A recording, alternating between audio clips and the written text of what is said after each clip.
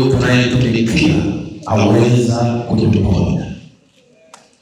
Narudia tena, Mungu tunayetumikia aweza kutuponya. Na haijalishi vita itakuwa kubwa ni ya namna gani. Na pia siku ya leo nasoma andiko moja usiku, Roho Mtakatifu akaniamsha. Nikaliandika ile andiko ambalo ninapenda pia nikushirikishe.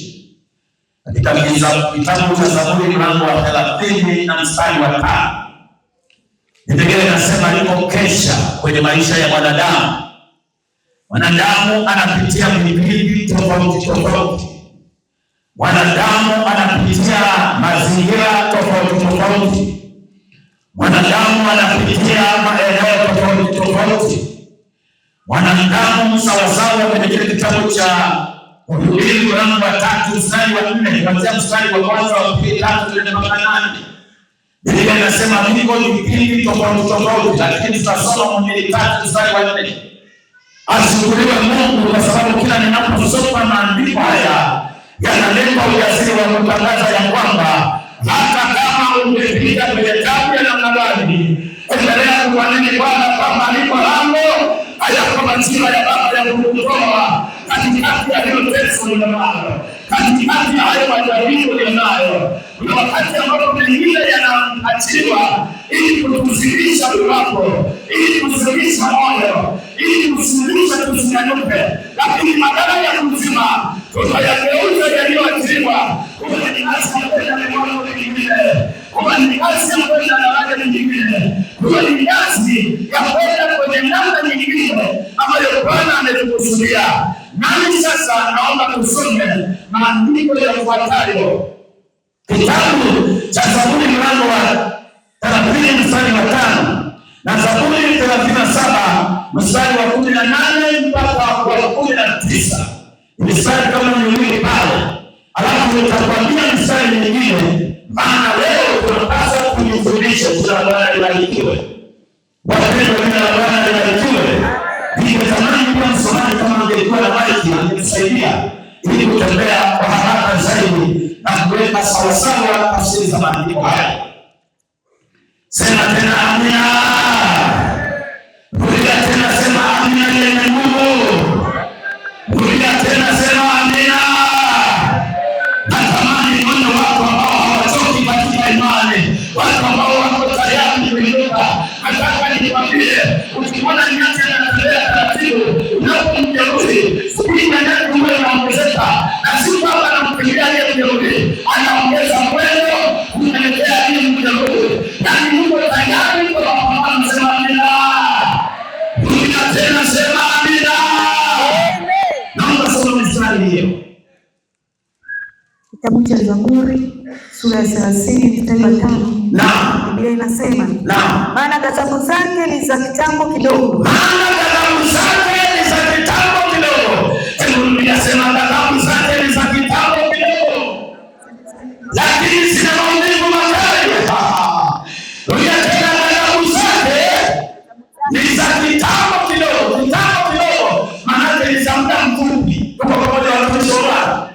Tuko pamoja watumishi wa Bwana? Katika lazi yake mna uhai. Katika lazi yake kuna uhai. Huenda kilio huja kukaa usiku. Huenda kilio kinakuja alafu kinakaa majira ya usiku. Yuko mtu pale kwenye kitanda analia. Yuko mtu pale analia. Yuko mtu pale mbele haiko salama. Yuko mtu pale analia. Yuko mtu pale haiko salama. Yuko mtu pale analia. Kesha la usiku wanaanza nini? Wakati mwingine wanalala, yeye analotamwa ambalo linamfanya asilale. Na kwa hiyo yuko kwa kitanda, lakini bado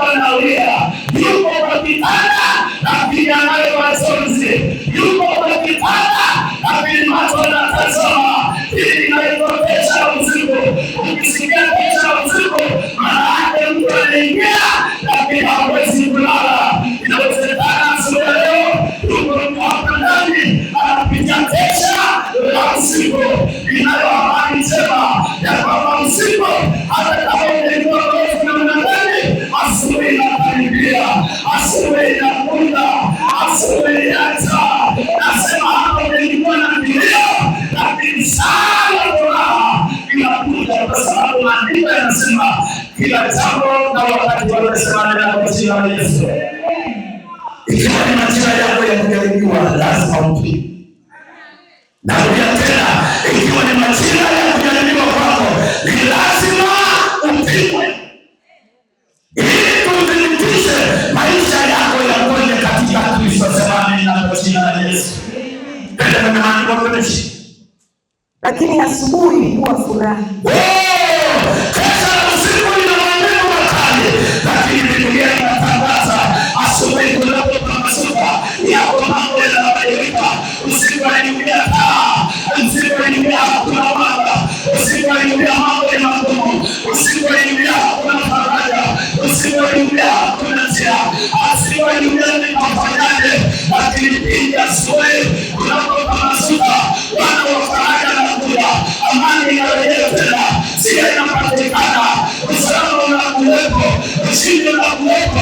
Nasema hiyo kesha, hata kama ingekuwa refu namna gani, asubuhi ya baraka imekaribia mama, asubuhi ya ushindi imekaribia dada, asubuhi ya kuinuka imekaribia.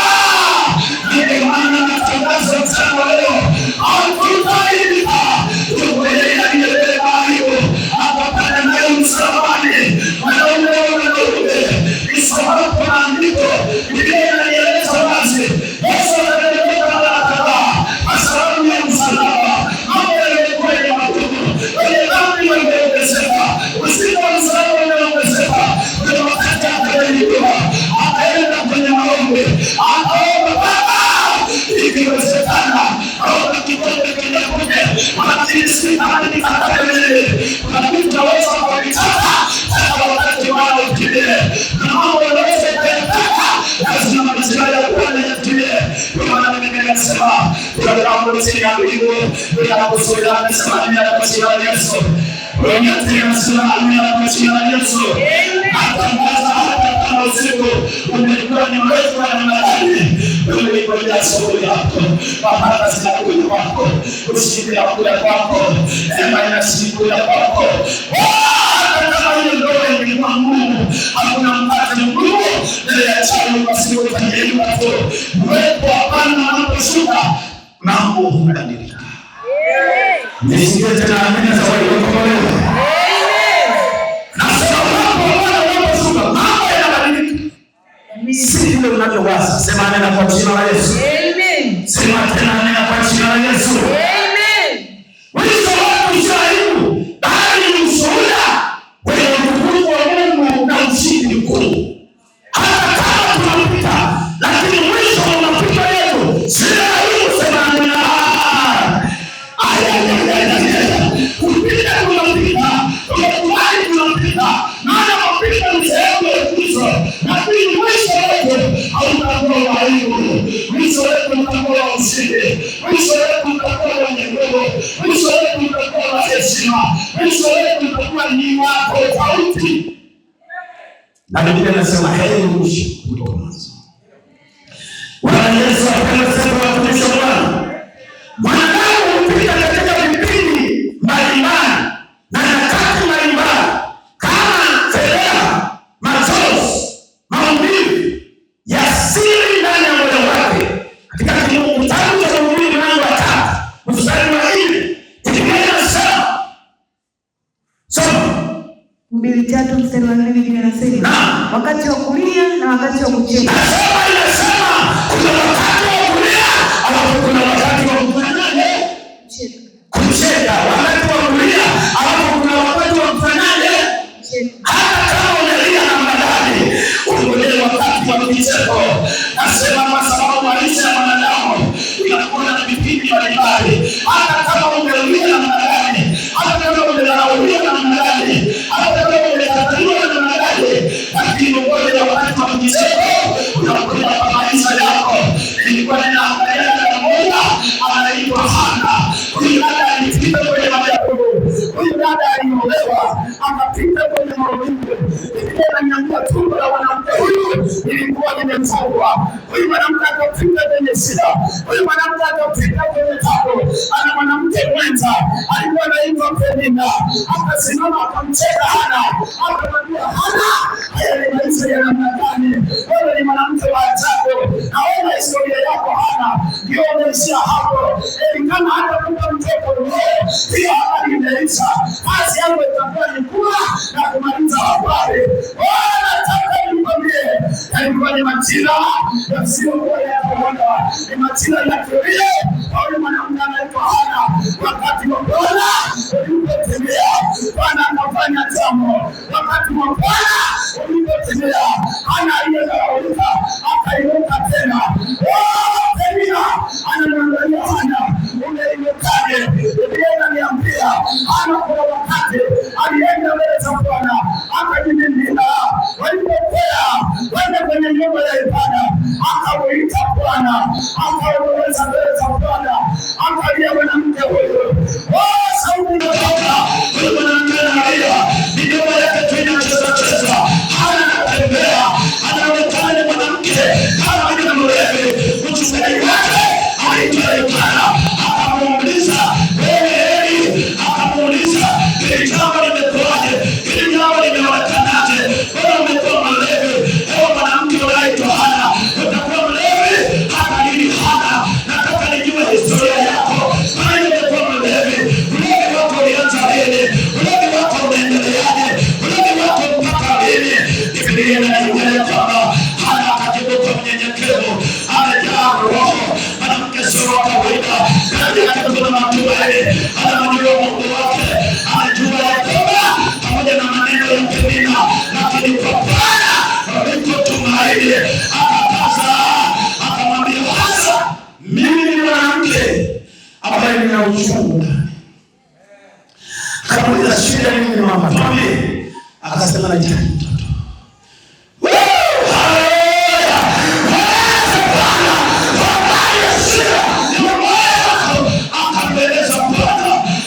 Mtumishi wa Bwana akachukua kwa maneno, tangu leo ewe mwanamke, Bwana akupe, Bwana akupe, Bwana akupe, Bwana akupe, ewe mwanamke, Bwana akupe. Akasema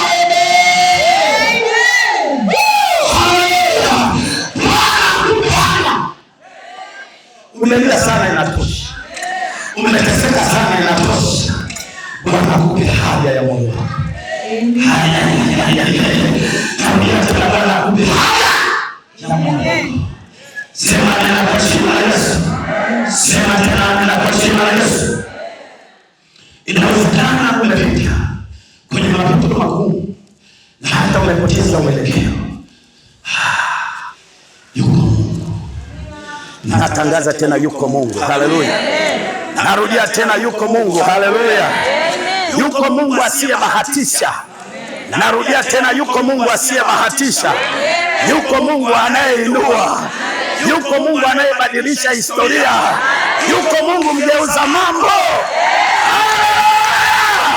Aligeuza maisha ya Hana, hata maisha yako aweza kuyageuza, kwa maana hakuna kilichomzuilia.